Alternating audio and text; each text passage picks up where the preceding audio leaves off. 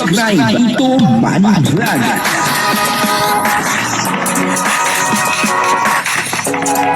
Payagan po si Tito Manny Vlog na mag-reactor para pambiling gamot sa kanya pong karamdaman. Nakakagulat po ito, no? Dahil po sa Jomcar ay gumaling po siya. Ito po ay isang testimony ng isang tagahanga ng Jomcar, at namatay na nga daw po yung kalahati ng kanyang katawan, pero dahil po sa kanyang panonood sa Jomcar ay yun na nga po, no? Unti-unti daw po siyang gumaling. At ngayon nakita po natin malakas na po siya. Papanoorin po natin yung video at syempre bibigyan po natin ng konting reaction. Pero bago po yan, ako muna po bumabati sa inyong lahat ng magandang umaga, magandang tanghali at magandang gabi sa inyong lahat mga kapatid. Kung saan man kayo ng panig ng mundo naroon ngayon, ay mag-iingat kayo palagi at pagpalain kayo ng ating Panginoon. Maraming salamat din po sa patuloy na tumatangkilik sa aking YouTube channel at nanonood sa aking video reaction. Patuloy lang po natin suportahan sila Kuya Bal Santos Matubang, Kalingap Rob at Ed the Vlog, Jack Tapia, at yung mga kasamahan ko pong reactor sa Kalingap. Ganun din po yung mga charity vlogger na Kalingap partner. Ito po yung video, no, na kung saan ay isang tagahanga ng Jomcar, ang gumaling, dahil sa kapapanood niya sa Jomcar. At ngayon nga po ay makikita po natin na siya ay malakas na, dati daw po ay parang patay na yung kalahati ng kanyang katawan. Pero ngayon nakikita po natin ay maayos na po siya. Papanoorin po natin yung video at ang kabuuan po ng video ito ay mapapanood po natin sa YouTube channel ni Starax TV. Patuloy lang po natin suportahan, Starax TV, isa pong napakagaling na charity vlogger, reactor, At ito po yung video, panoorin po natin. Noon akala ko na sa na ako, nakapila na ako sa mga namamatay dito. Tapos nung simula nawawala yung sakit ko dahil sa panonood ko ng Jomcar. Sumasaya po kayo? Masaya talaga ako. Kaya sabi ko sana yung dalawang to magkatuluyan. Po mga Kalingap, nandito ako ngayon kay Nanay Nida Saigan sa Sitio Maligaya, Pantao, Libon, Albay. Ang layo. Grabe, ang layo nito. Talaga. Umikot ako doon ako dumaan sa papasok ng Libon. Oo. Ikot pala ito, no? Paikot. Ikot siya. Ang dinayan ko puro bundok. Oo. Akala ko malapit lang to sa Bunbon. Malayo pa pala. Malayo pa, kaya nga sabi ko, aanon mo pa yung Bunbon, tapos San Jose. San Jose. Tapos, ito pala, puro bundok pa yung dinaanan ko. Napakadelikado dyan sa gabi, Ay di man? Kasi yung mga bangin, Yung bangin, oo. malapit na sa kalsada baga. Oo. Yung iba't ibang na. Inaayos pa lang. Nanay Naida, kumusta na? Kumusta po kayo? Okay lang po. Kumusta yung panonood ng Jomcar?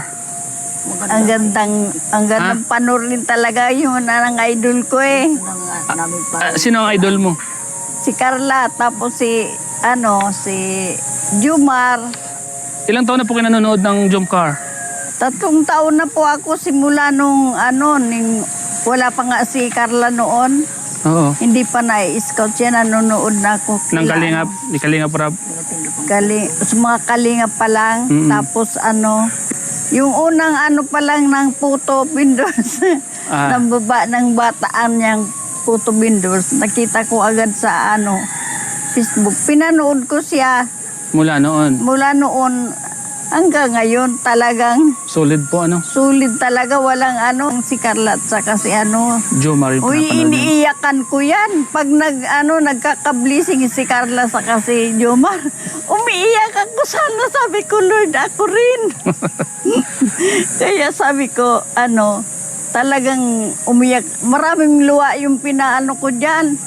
Tapos pero sasaya ko. Masaya ako sana, sabi ko. Yung dalawang magkatuluyan. Sabi ko, wala akong ginawa. Kasama sa maintenance ko yung pang-load. Yung ginagamit mo sa pang-load, yung Yung pang-maintenance mo? pinapadala ng anak ko, ng pambili ng gamot, kasama doon yung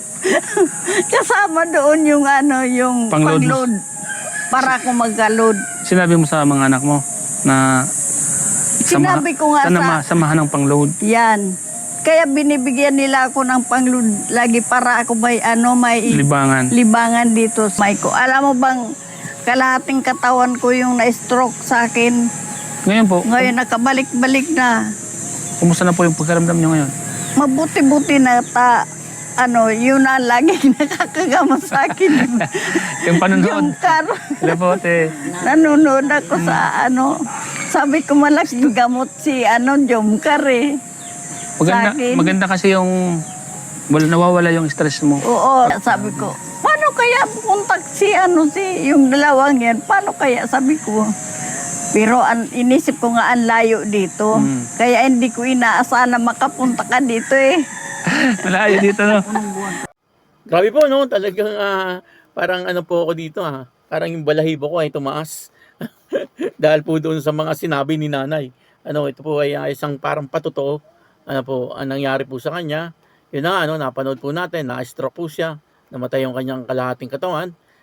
Subalit dahil daw po sa kapapanood niya sa Jomcar, yun na nga, gumaling po siya. At ngayon nakikita po natin na talagang malakas na po uli etong si nanay. Pwede po mangyari yung gano'n, parang yung Jomcar ay nagiging stress reliever niya.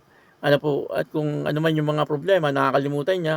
Kung ano man yung mga sakit sa katawan niya, ay nakakalimutan po niya kapag siya ay nanonood ng Jomcar. Malaking bagay po kasi yung isip. Kapag ikaw ay may karamdaman. Kapag po nalilibang yung iyong isip at nare-relax, ay sigurado po na ikaw ay gagaling. At ganun po siguro ang nangyari kay nanay. Kumbaga ay talagang hindi na po niya masyadong iniinda yung kanyang sakit. At kapag siguro may nararamdaman po siya, ang ginagawa niya ay nanonood po siya ng Jomcar.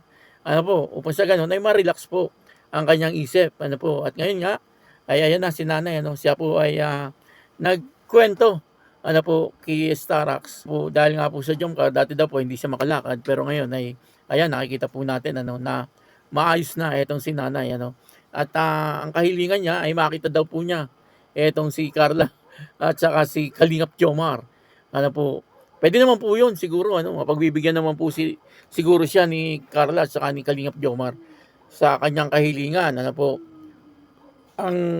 Kaya lang ang problema dito ay siyempre yung schedule po ni Kalingap Jomar at saka ni Carla. Sa ngayon ay talagang masyado po silang busy. At ang isa pa pong problema dito ay medyo malayo si nanay. Nasa Libon, Albay. Pero kung sana malapit-lapit lang si nanay, ay mapupuntahan po kaagad ito ni Carla at saka ni Kalingap Jomar. Ang mangyayari po kasi niyan, siyempre, ay paglalaanan talaga ng oras nila Kalingap Jomar at saka ni Carla. Ganun po ang pwede mangyari niyan. Kaya, si nanay na po ang pumunta ng diet. Pwede naman po siguro yun. Tapos ay doon muna siya tumuloy kila Carla, di po ba? Siyempre, ang mahalaga po ay makita po ni nanay si Kalingap Jomar at saka si Carla. Kasi yun po ang parang gustong-gusto niya. At ngayon nga ay talagang masayang-masaya si nanay nung pinuntahan po siya ni Starax. Ang akala nga daw po niya ay hindi na po pupunta si Starax doon po sa kanila. Pero ako po ay humahanga din kay Starax. Kahit na nga po malayo, ay talagang pinuntahan po ni Starax. Kasi yun po ang pangako niya kay nanay. At tuwan-tuwa naman po si nanay nang dumating etong si Starax at nagkwento na po siya ng nagkwento. Ang dalangin din po natin ay sana ay magkita po sila ng Jomcar. Nang sa ganun ay maging lubos-lubos ang pagiging masaya ni nanay. Kaya yun, maraming salamat po sa inyo lahat. At ako po si Tito Manny Vlog na nagsasabing God bless you all. Diyos mabalos.